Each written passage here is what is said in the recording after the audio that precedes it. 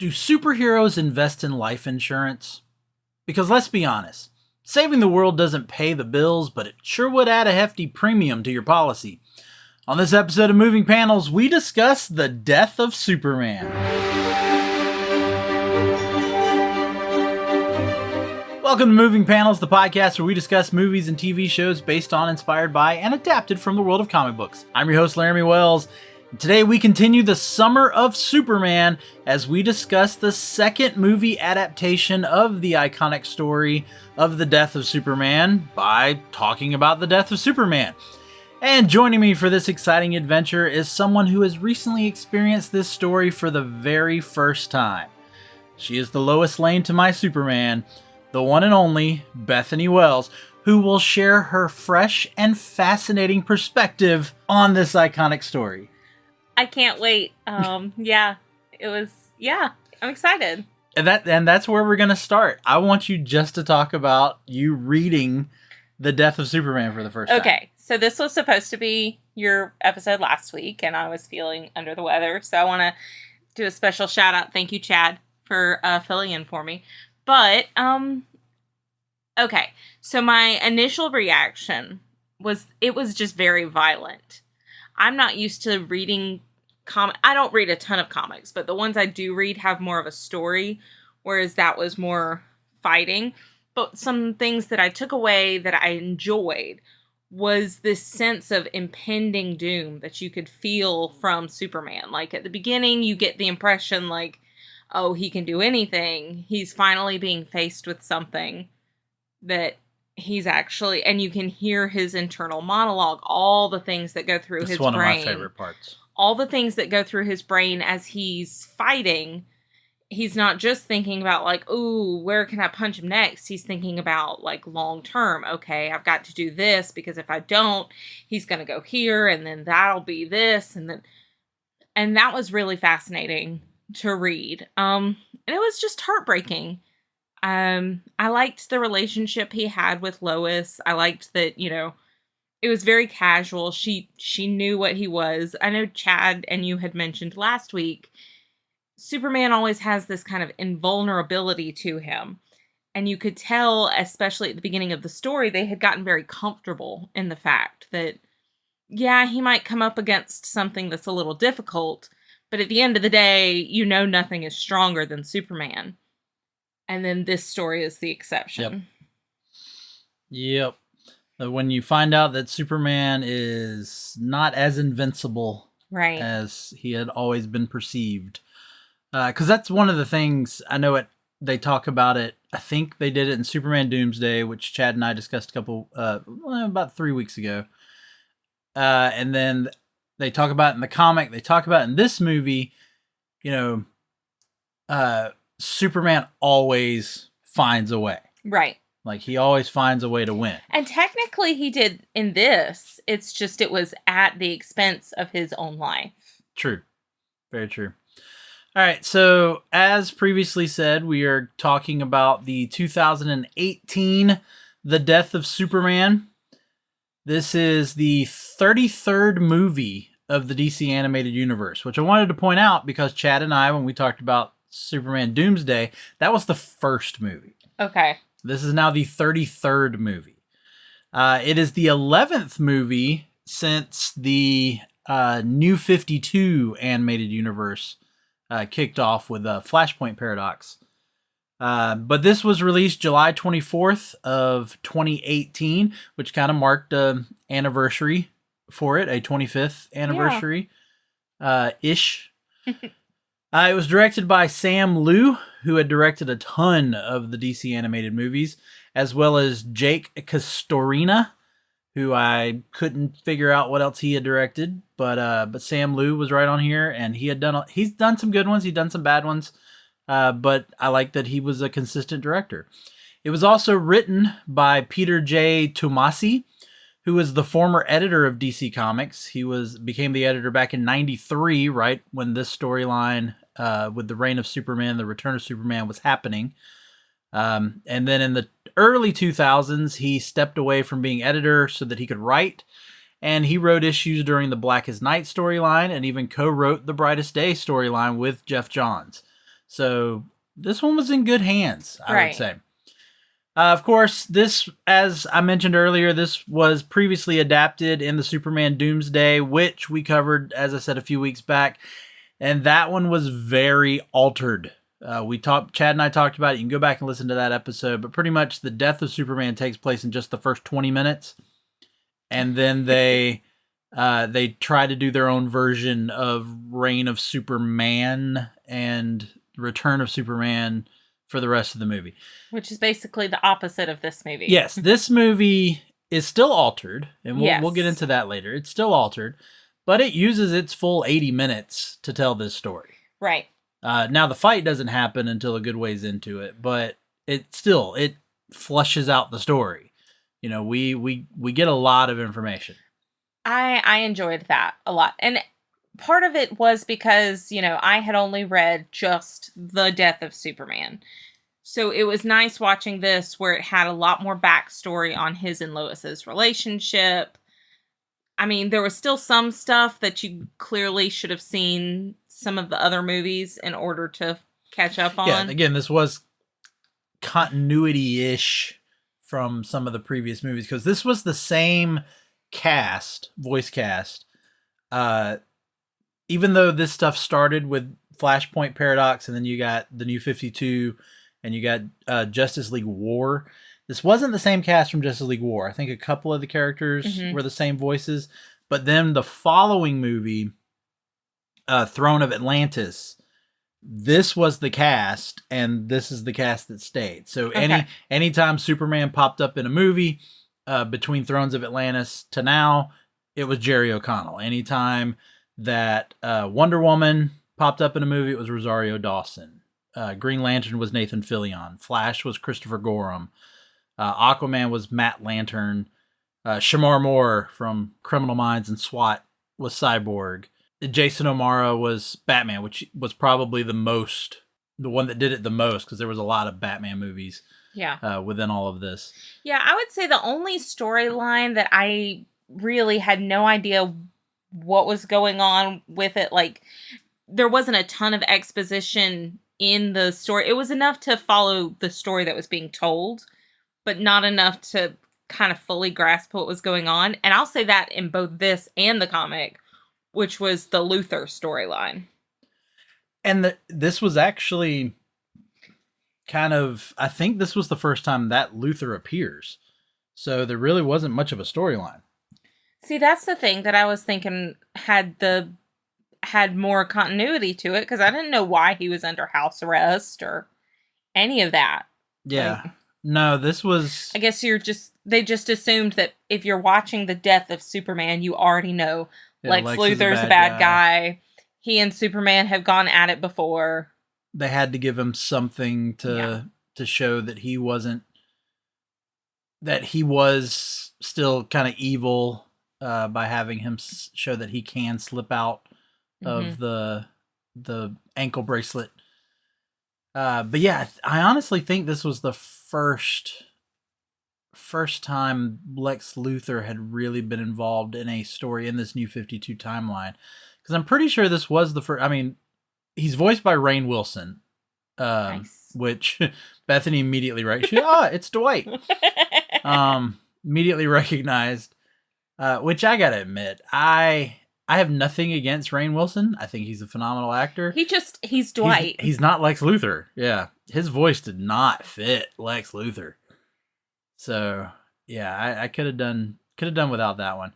I also think this is the first time we got Lois, which is voiced by Rebecca Romijn, who is the real-life wife of Jerry O'Connell, who plays Superman. Yeah. So, I like that. And I liked her. She did a really good job. I enjoyed Lois's storyline in this movie. Yeah. Let's see, who else did I not name yet? There's Martian Manhunter, who was voiced by, and I apologize if I mispronounced this, Nyambi. And then there were others. There was Jimmy Olsen, there was Perry White, there were the Kents, but they didn't have big enough roles, right, to really talk about them. But we'll get into more of these, but go ahead and asking the question here. So, who do you want to see again? And who do you wish would get the ability to see their own back? Oh no, Laramie. That's terrible. Okay. Well, who I would like to see again, you kind of touched on it. There isn't much to them in this story. However, I would like more of, especially if it is the death of Superman, there's that very touching moment at the end. The Kents. I would like to have seen them more in this story, just because it is his death and they are his parents. And, you know, watching them at the end having to grieve in such a public way and basically being told, but also in a private way, because no one knows. Yeah. Yeah. They're having to grieve like probably one of the worst losses a human being could face publicly, and they can't publicly proclaim why. Yeah. Because they're trying to get closer to the funeral, and a cop says, you can't go any further. And then the cops a little perplexed as to why this old woman so upset in front of her is so upset. Right. And that, like, honestly, that little bit got me. But who I would like to see dead, I guess. Well, they don't have to be dead. I did not understand Lex's real purpose in the overall story arc. Yeah, that was the same problem that I have with Superman Doomsday, is because Lex is not really involved in this actual story, in the comic. Yes, there is Lex Luthor, but the Lex Luthor we know has actually died in the comics. Which you had to tell me afterwards. Yeah, because that's something that you have to know ahead of time before you go into even reading the comic. And so, because the Lex we have in the comic, which they do pay a little nod to in this movie, that it's the disguise Lex wears. That he's got the bushy red hair and the big red beard. He's actually Scottish in the comic, and he's dating Supergirl. Yes, because what has happened is Lex transferred his mind into a younger body, and then claimed that it was his son. And of course, because it is Lex, he was able to make all of that work. But yeah, I get that Lex is, the ultimate villain to Superman. But I don't get, if you're going to tell the death of Superman, why you have to put him in a movie version. This movie, it's so tight. It's 80 minutes. And boy, do they jam-pack a ton of stuff into that 80 minutes.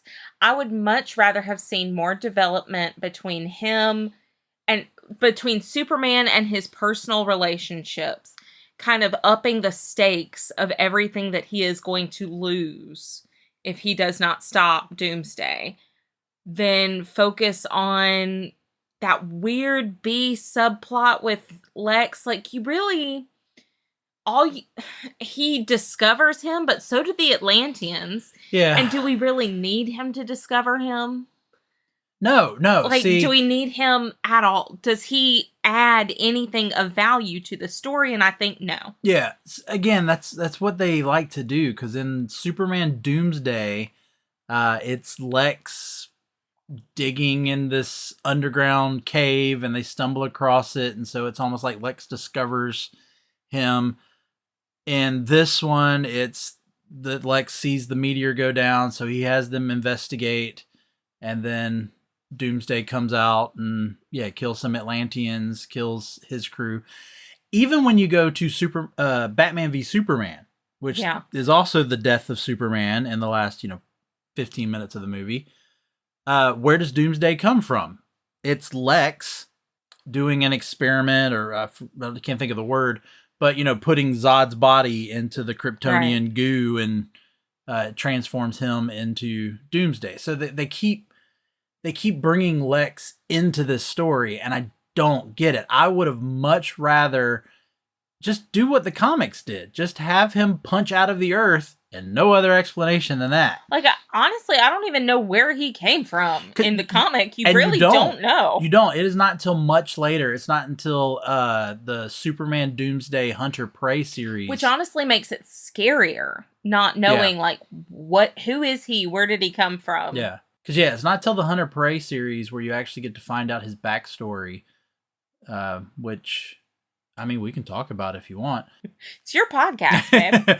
But ultimately, you end up finding out that Doomsday is quote-unquote Kryptonian, which, helps to explain how he's able to hurt Superman. But he was a genetic experiment that this scientist created to pretty much create the ultimate soldier, the ultimate warrior. And I mean, it's a lot more elaborate than I really need to get into. But he pretty much made him so that if he was ever killed, he would come back. Like he would send him out, he'd be killed. He'd reclone him, the scientist would. But when he recloned him, he was created so that he was now immune to the way he died. Okay. So then Doomsday would evolve. Right. So anytime Doomsday would die, he would come back from that death and stronger. And this movie does show it. He doesn't so much in the comic. The only kind of evolution you see in the comic is that as the suit that he's in, which I do like that this movie at least included the suit, as the suit that he is in comes to fall away, his bones start to expose, those spiky bones. Yeah. But I like that in this one they even show like him when he gets tied up to the bridge. They actually show him adapting. Yeah. And he makes the bones grow out so that they will slice the metal that Superman, the giant wires that Superman's wrapped him up in. Right. From the bridge. So they do have that, and I like that. I know that Chad and I talked about the fact that in the comics he does before he really gets involved with Superman, he does most of the fighting with an arm, tied behind his back. Literally tied behind his back. And they didn't do that in this one, but I kind of like that because in the comic he is facing the quote-unquote B team. Right. Guy Gardner, Fire, Ice, Bloodwind. You had to tell me who these people were and then remind me that I had already seen them in that terrible movie you made me watch last year. But in this one, he is fighting the Big Seven, the main Justice League characters who a lot of people wondered where they were in the first story, but that's another conversation. So I would like to say, if I'm going to answer this question, who do I want to see again? Honestly, I want them to continue Doomsday's story. I would like to see the Hunter Prey, the history story kind of play out, and you get to see kind of the history of Doomsday, learn a little bit more about Doomsday, which part of it kind of makes him a sympathetic villain, but he is still just a killing machine. Right. I would like to see that. Now, who do I not want to see again? It's got to be Lex Luthor.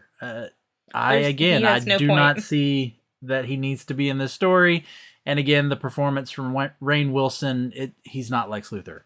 It's that simple. I do want to touch on back towards the comics. One of the things that I did like was the build, how scary they made Doomsday seem. Just, they've got to have how do you make somebody seem unredeemably evil? Well, have them kill an innocent animal, which, you never want to see somebody do that. So the fact that he just does it without even blindly thinking, you're like, oh no, this is bad. And then just how each step, every time you saw him, it got worse and worse, and he got stronger and meaner and did worse things. It really built that anticipation and that stress of oh gosh, once Superman gets involved, what's going to happen? Especially since this book is called The Death of Superman. Welcome to the Summer of Superman. Get ready for an electrifying journey through the iconic tale that shook the world of superheroes 3 decades ago.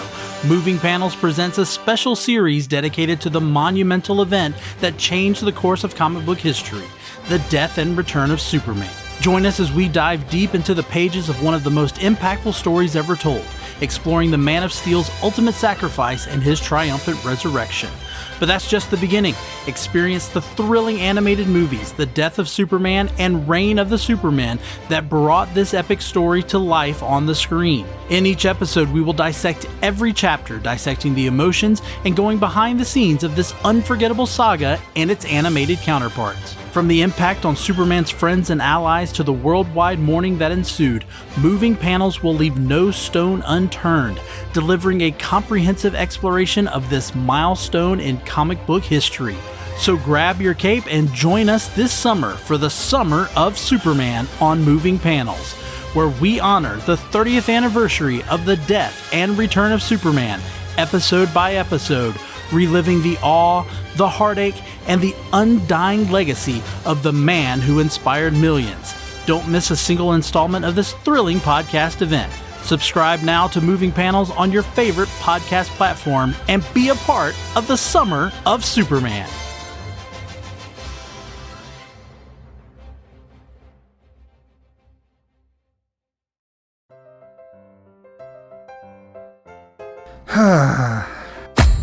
What seems to be the problem, pal? There's just so much pain in the world, so many issues. I don't think I can bear it. Hell, friendo, it sounds like you could use a dose of pop culture roulette. Pop culture roulette? What's that? Some sort of pop culture themed podcast or something? That's right, sonny boy. When hope seems far, dive into some PCR. But I already get my entertainment news from Variety. Huh, that's pretty good. If you're a chucklehead, PCR gives you news you need, condensed, unfiltered, and raw, from three nerds who know a little something about something. Wow, okay, sign me up. That's the spirit. Pop Culture Roulette. New episodes every Monday, available on all major podcast directories. All right, so let's get into the moving panels, since Okay. we've already been talking a lot about it. Of course, this is what is collectively known as the death of Superman. This story does actually pick up a few issues before the main storyline, but the actual Superman versus Doomsday fight, which is, again, like I said, collectively known as the death of Superman, is 4 issues. Adventures of Superman 497, which came out in October of 92. And again, I know, 92 does not make this 30th anniversary, but keep with me here. Then you got Action Comics 684, which was November of 92. Also Man of Steel 19, same November of 92. And then this is why I count it for 93. Superman 75, the single issue that is officially titled The Death of Superman. Yes, it was published November 18th, 1992. But the cover date on the comic is January 1993. There you go. So, And if you have a problem with that, get your own podcast. and then everything that comes after it, the impact of which continues, as far as I'm concerned, is still the death of Superman. Right. The funeral for a friend, the reign of Superman, and the leading up to the return of Superman. All of that is the same story, and so the bulk of it is in 93. And so that is why we officially are saying 1993, 30 years ago. Right. But this comic honestly goes back a few more issues. And I'm not going to get into all of those details, the fight with the Justice League, those issues. You can go back and listen to the previous couple of episodes, the Superman Doomsday episode, or the conversation Chad and I had in last week's One Shot. But I do want to point out the one with the Excalibur, the space shuttle. Okay. That is actually from the comics. Okay, because it wasn't in the Death of Superman comics that I read. Because that was all the way back in April of 1990. Okay. And this is the other reason I love this story is the depth that it goes to connect it to Superman history. Right. So you go back 2 or 3 years, and you've got Adventures of Superman 465 in April of 1990. You have the space shuttle, the Excalibur, which featured 4 astronauts in it. And slightly different, though, in this comic, because, again, Doomsday didn't arrive, From space. Well, he arrived from space, but it just not right happened. then. Yeah, it happened billions of years ago. So what happens to them in the comic is they're hit by a solar flare, and then the solar flare causes the shuttle to crash. So it was J.J. Abrams' fault? Is that what you're saying? No, but it causes the ship to crash. Now, I want to stop there. I don't want to tell any more because technically what happens after that would be set up for the reign of Superman, not the death of Superman. So I just wanted to point out that just that part of the space shuttle, the 4 astronauts on it, and then it crashing, that is from the comics. And of course, that's one of the things I like about this movie is the way that they're able to introduce a bunch of other characters without it feeling crammed in. Yeah. Because not only do they introduce us to Bibbo, which I absolutely love that they got Bibbo into this, and you get to know who Bibbo is just from the moment at the beginning of him talking about Superman and how much he likes Superman. Then again later when Clark and Lois are on their date, you get a little bit more from Bibbo, and then at the end, which I absolutely love, when he prays. That's one of my favorite moments of this movie. It's just so touching. But then you also get introduced to Turpin and Sawyer from the comic. They get introduced at the beginning with this bank robbery, and then you see them throughout. Oh, okay. You didn't realize that was them? I didn't know I don't know who them are. Yeah, but they were in the comic. They were in the... Yeah, Maggie Sawyer, she had shorter hair and wore like a trench coat. And then Turpin was the cop that was with her. Okay. Yeah, and they were part of a special unit. Got it. But they're throughout the comic. But then they also use this comic to go ahead and hide the reign of Superman characters. So you have John Henry Irons being one of the scientists working at Star Labs. Although that's, again, different from the comic, but we'll talk about that in a couple of weeks with Reign of Superman. You get the mention about the cloning happening. And so there's your Superboy. You've got, like I said, Excalibur and the scientists, the astronauts. Right. That's Hank Henshaw. And then you even had the part where Superman and Lois are looking at the Kryptonian file. Yeah. Oh, uh-huh. And the one talking to them is the Eradicator. So you got all of that. And I like that we got all of that because it just little things to go, okay, for those of you who like the comic, here are key players from the comic. And then because we're going to make this a 2-parter and do the Reign of Superman, we're going to go ahead and throw add a little some exposition into there.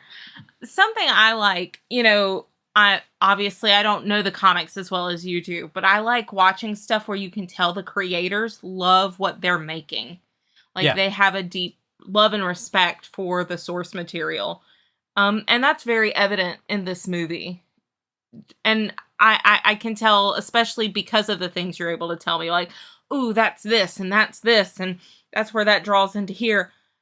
You can tell, like, people took a lot of time and a lot of research and a lot of care and a lot of love to create this story, to make it not only a cohesive story that, stands alone on its own, but also pays tribute to the fans, the long-standing fans, and pays respect to them as well. Yeah, and like I said, that's why I like that Sam Liu was the director, because he had done a bunch of the previous movies.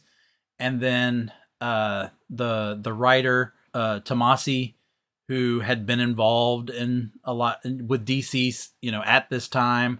The fact that he would come back and write this, same thing. Yeah, I mean, he had been a DC editor, so he definitely knew this. I do want to go back to the story. So the Death of Superman story. When you read it, yes, I know you heard Chad and I talk about this last week, and I know I mentioned it to you while you were reading it. But what did you think of the countdown? That was really cool. You did tell me about it before I had read it, so that I was able to kind of know what was going on as it was happening and knowing it. It does add this sense of, like, urgency. When it's 4 panels, it takes longer on each page. The fewer panels, the faster you're reading through it. You realize, like, oh, it's coming, it's coming, Yeah. it's coming. And you're getting there, and then you're at the end, and you're, and it's almost like this, for a big, like, Yeah. I mean, it really adds happened. to the epic. Yeah, the epic and the build. It is just as much part of the storytelling as the actual images. Yeah. For those of you who don't know what we're talking about, if you didn't listen to last week's episode, in the 4 issues that lead up to the death of Superman, they wrote them so that the panels are a countdown. So in Adventures of Superman 497, there are 4 panels on every page. There's no differences in that, like no deviating from that. There are 4 panels on every page. They might be different sizes, but there are 4 panels on every page. Action Comics 684, there are 3 panels. Man of Steel 19, there are 2 panels, and then leading to Superman 75, where the ultimate fight, right there in Metropolis, and it is 1 panel per page. As Chad said last week, it is a cover per page. But as Bethany is saying, it helped with just the epic, grand event that this was. That by the time you reach Superman 75, it's just every page is just this big moment that is happening. To the final biggest moment of him actually being dead. Yeah, which then is a fold out, so it's even a bigger like I said, panel. It's like the yeah, of him lying in Lois's arms. Let's get into Doomsday's demise. The way that Doomsday is dispatched.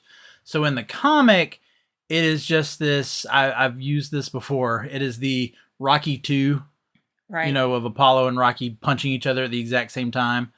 It's just that double blow. Superman gives like an uppercut, and I think Doomsday is more of a jab or a haymaker, and they both kill each other from that blow. Right. In the movie, it is Superman is down. Doomsday is getting back up. Lois has thrown a rock at Doomsday, and which turns Doomsday's attention towards her. Clark realizes he's got to end this now. And so with his last amount of energy he has, he does a flying punch. Like he flies at him, and he punches him and hits him so hard that Doomsday's head does a 180 degrees. Unfortunately, we then also find out that Doomsday was able to get a bone spike straight through. We get Superman in kind of the famous Elektra pose with Bullseye. When Bullseye kills Elektra, we don't see the spike going through, but we see it protruding, and his cape is covering it. Right. And then he pulls himself off of it, and then once he realizes that he's put an end to Doomsday, just like in the comics, he succumbs to his injuries and quote unquote dies. Right. I will say, and this is again why I would like to dive more into Doomsday. Once you find out a little bit more about Doomsday, this way he dies doesn't make an awful lot of sense because Doomsday's body doesn't have bones per se. He doesn't have inside bones. He just has outside bones. So really, in the comic version of Doomsday, that would not have killed him. But we got to remember also, this is not our main continuity Superman. This is the New 52 Superman, which I know you can also get into, but that's not how the New 52 Superman dies. He dies from kryptonite poisoning. I get that as well, but this is the New 52 animated version of Superman. It's its own universe, and if you accept that, I'm fine with it. I know that I kind of said something completely opposite with Superman Doomsday because I had heard, well, if you don't think about the actual story, you disconnect it from the actual comic, it's actually a pretty good movie. No, that's not true. This one, even if you disconnect, it's, it not being 100% true, it may not be 100% true to the way the story plays out, but it is true to the story that is being told. I will ask you this, though. Okay. Which death was better? So, okay. I think it was more emotionally impactful the way the movie has it play out. It kind of makes Superman's death a bit more heroic. I'm not saying No, it's yeah, I not get it. heroic in the comic. Yeah, no, I get But what I you're saying. am saying there's something about it, like it's just that underdog, which is crazy to think of Superman as an underdog in any scenario, but in this scenario he was the underdog, and he gets up and with his last thing he protects the world he loves, and in doing so ends himself. Yeah. But in the comic it's similar, but I don't think you get that emotional buildup quite as much as no, you do and I in the think what comic. aided to it is in the movie, it's even more so that it's Lois. Right. Because you have the moment where he's trying to get her out of harm's way. He collapses. She grabs him. She goes, I've got you. And he says, But who's got you? You've got me, but who's got you? Which is a twist on the 78 Superman with Christopher Reeve and Margot Kidder and the famous helicopter flying scene. Can you read my mind? No, not that one. Oh, sorry, my bad. But, and then of course it being Lois that Doomsday is about to attack, and that fires Superman up to deliver the death blow. But again, I know I'm biased. I'm a big Superman fan. Even rereading the comic, I tear up at the end. It's so well written. And then this one, same thing. When it starts to hit those moments, I tear up. Did I tear up in Superman Doomsday? Not at all. Not one bit. Not ever. I may have teared up thinking, oh, I got to watch this again. But that was probably about it. So then let's talk about what we do get to see. We get pretty much not just the death of Superman. We get a very brief version of Funeral for a Friend. We get to see the funeral. I don't know how I felt about his casket, the pallbearers. I get the idea that pallbearers are members of the armed forces, and it's showing, that respect for Superman. But in the comic, it's the Justice League.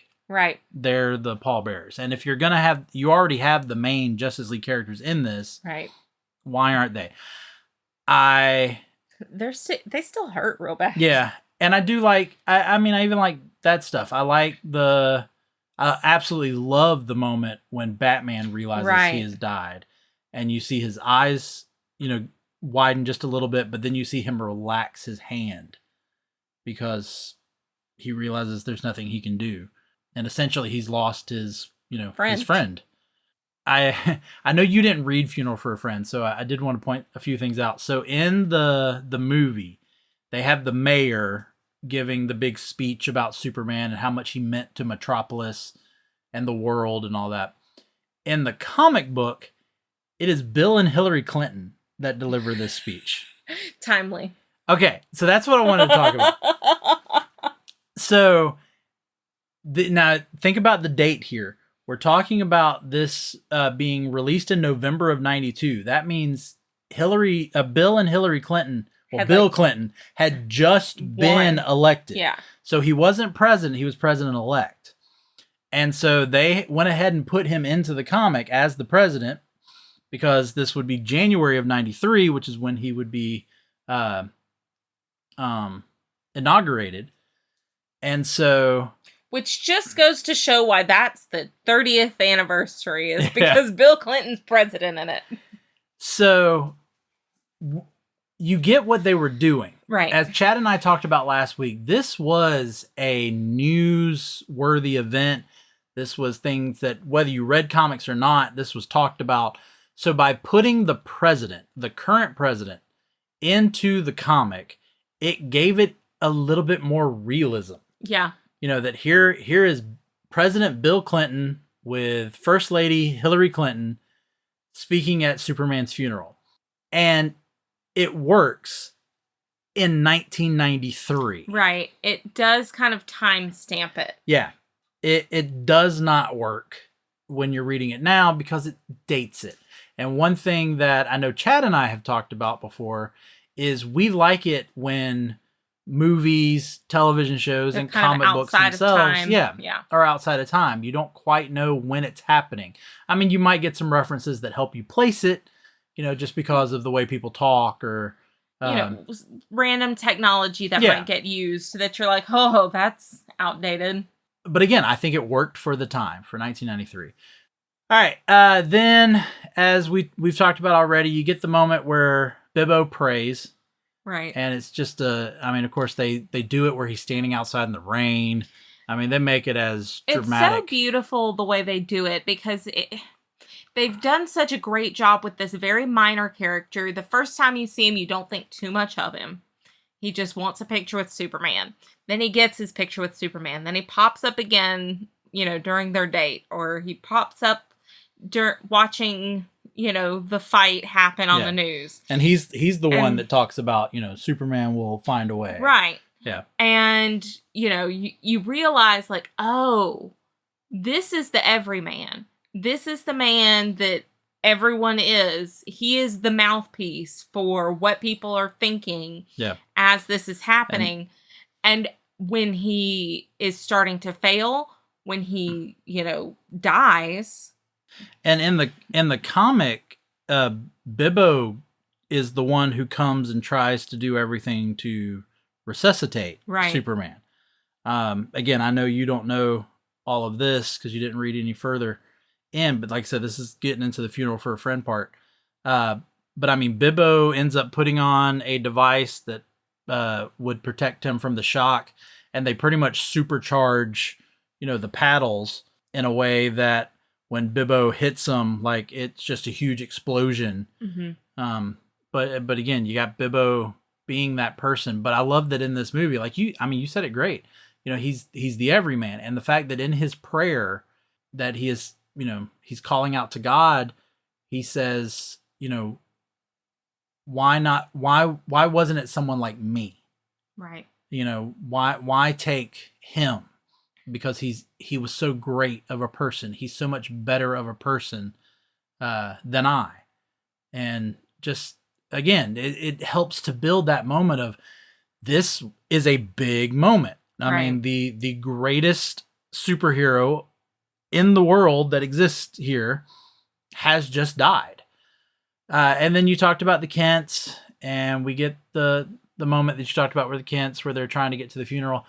I honestly wish that they had kept it the way they did in the movie, in the comic, to be honest. Where they were watching it on TV and then after he dies, I think Martha's talking, we need to be there. And Jonathan's like, we would never get close, And so they gather up some of Clark's childhood belongings and they put them in a box and go out into the field. And the Kents have their own funeral for Clark. And I love that moment.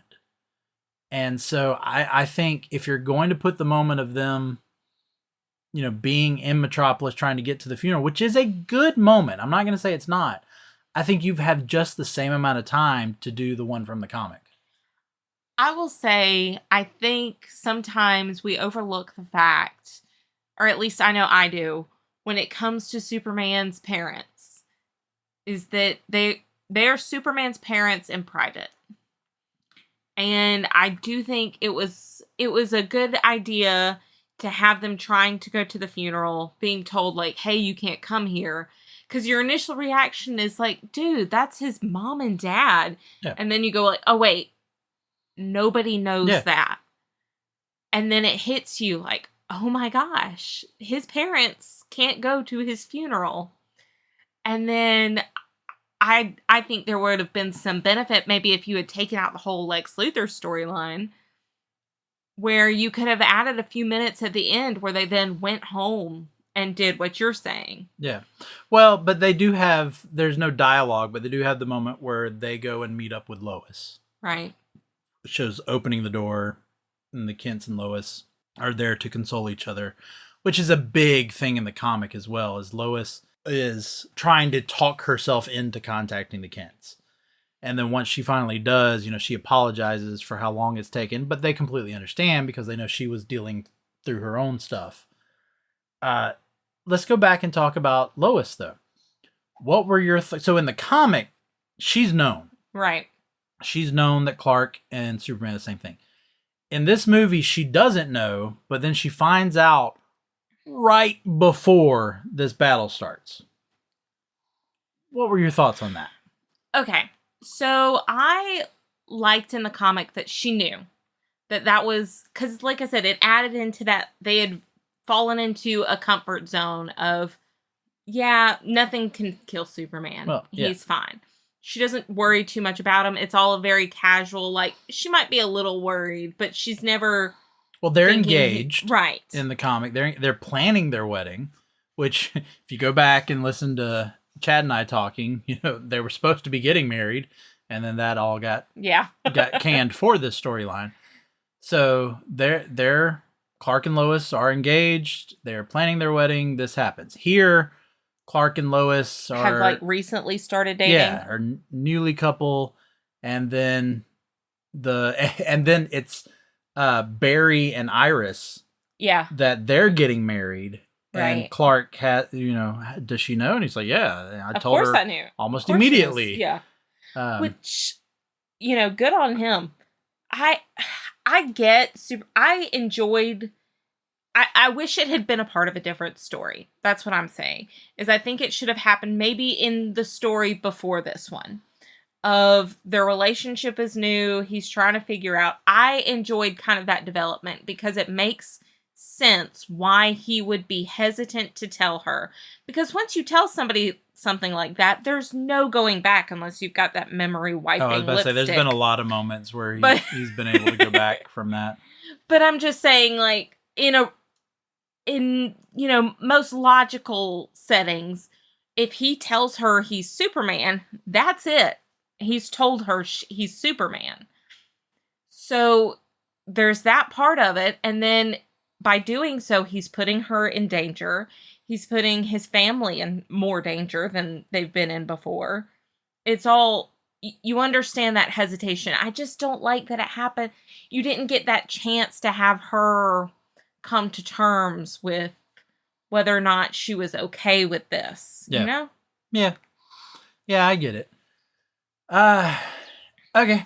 I think we've covered it. Again, anything more we delve into is starting to get into just the comic itself. I think as far as talking about the movie, I think we've covered it all. So yeah, I do want to say I enjoyed Lois's reaction to it. All of her reactions, Superman's reactions, seemed like something a normal person would do, which is rare to see sometimes in a comic book setting.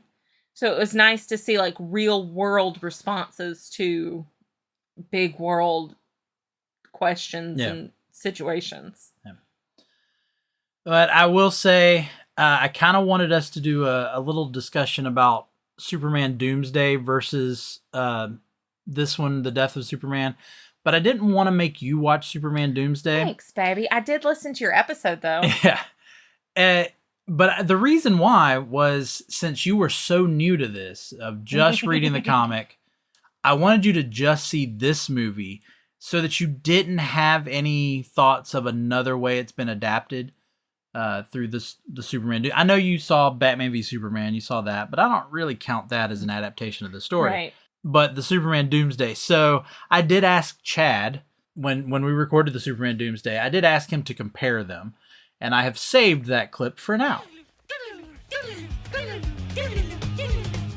I like the remake, the Death of Superman. Obviously, it follows the comic story a lot better. I know we just spent like so much time beating up Doomsday, but my one critique is they went animation-wise too far the other way.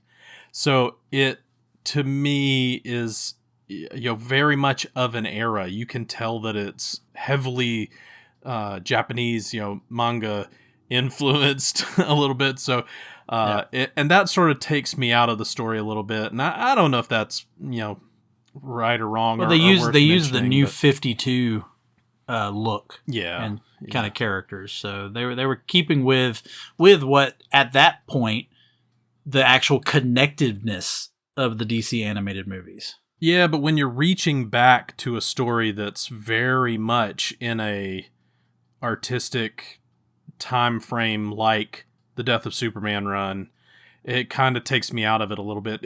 And again, like, I have to say that I had read and reread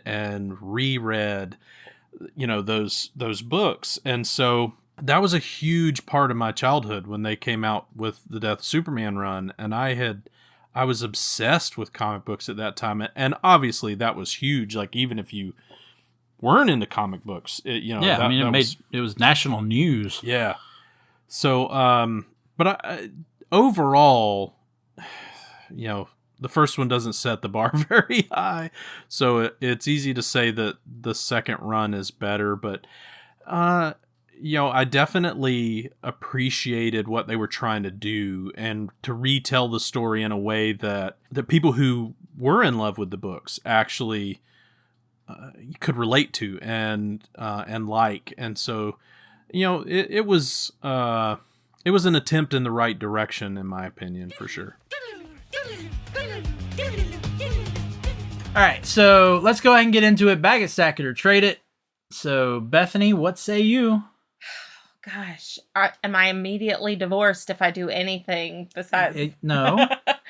Okay, so for me personally, just because I am not a huge violent person, that doesn't always... I don't mind a little bit of, like, beating up, fighting scenes here and there, but especially since the comic was all fighting scenes, that wasn't my favorite. This is a little better, so I'm going to say stack it. Okay. And that is simply because but I did enjoy it a lot. Well, good. I, of course, will say bag it for this one. I liked, again, this is an acceptable adaptation of this story. No, it is not 100% true, but it didn't have to be. It still held the essence of the story. I think it would have been a very boring movie if it was a shot-for-shot remake of the comic. I don't think you could ever do shot-for-shot. I mean, this Superman, the new 52 Superman, the high collar on his suit, the turtleneck it may suit. look okay in the comics. It does not work in animation. Yeah. So yes, you can't do things exactly the way they appear in the comic. But I really liked how, whereas in the comic, the Superman and Doomsday battle is almost a tit for tat. They go back and forth. Right. I like that in this one, it's almost Doomsday is dominant. Yeah. Like, Doomsday does not hold back. Superman gets in very few licks in this movie. He gets in good licks, but I mean, he is just getting owned by Doomsday. And I think that helps with the drama. I think that helps with the fact that, whereas like we talked about earlier, in the comic, you do get a lot of Superman's inner monologue. Right. And the fact that you're not going to do that in a movie, I think it helps instead of having him get beat. And then there's one little moment, like his moment with Lois, or this one little moment like he had with saving, these people or whatever. I think that helps. And then it built to that one big final death blow that you had. So, yeah, it's a bag it. It's the best adaptation of Death of Superman I think we're going to get. I mean, unless they did decide to do it maybe live action and tried to be a little bit more true. But yeah, I agree with you. That would have to be way down the road for us to get, again, the end of Batman v Superman out of our head. Get the taste of it out of our mouths. Yeah. I will say, I don't, personally, I disagree with you. I don't think it would be an interesting movie because it is so fight heavy. There's very little actual story to go along with it. It would be hard to fill an hour of just that. Well, the fight wouldn't have to be the hour, though. I mean, you can shorten it up a little bit, but I get what you're saying. All right, so let's go ahead and wrap it up there. Chad and I will come back next week, and we're going to continue our discussion of the comics. We'll talk about Funeral for a Friend a little bit more. We'll talk about the world without Superman and leading into the reign of Superman. And then Nicholas Pepin is going to join me for a discussion over that film, Reign of Superman. And then Chad and I will finish it up. We'll be in July by this point, and Chad and I will finish it up talking about the legacy of this storyline and how it impacted the comics that we have now, everything that came after. But thank you, Bethany, for joining me and for giving us this perspective from someone who experienced this 30-year-old story for the first time. I'm really thankful. It's something that, being married to you for 11 years, it's a story I have heard of. And so it was nice to actually finally get to read it, because that was one of the reasons why I wanted to do it. Is it's something that, for so long in our relationship, it's been a storyline that you've referenced, and I was really excited to get to experience it with you. And happy Father's Day. That's your present. Thank you. All right, thanks everybody for listening. Rate and review the show. Show us that love and let other people know about the show. We appreciate all that you do for us here at Moving Panels. We're going to continue the summer of Superman. Put on your red, white, and blue as we also approach July 4th for Superman and for America and all of that greatness. But for today, for Moving Panels, I'm Laramy Wells, and I'll see you on the other side of the page.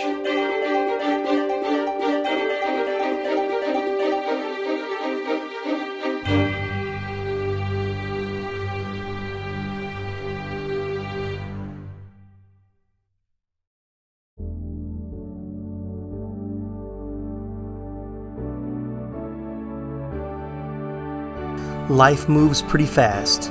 If you don't stop and listen to an 80s Flick Flashback podcast once in a while, you could miss it.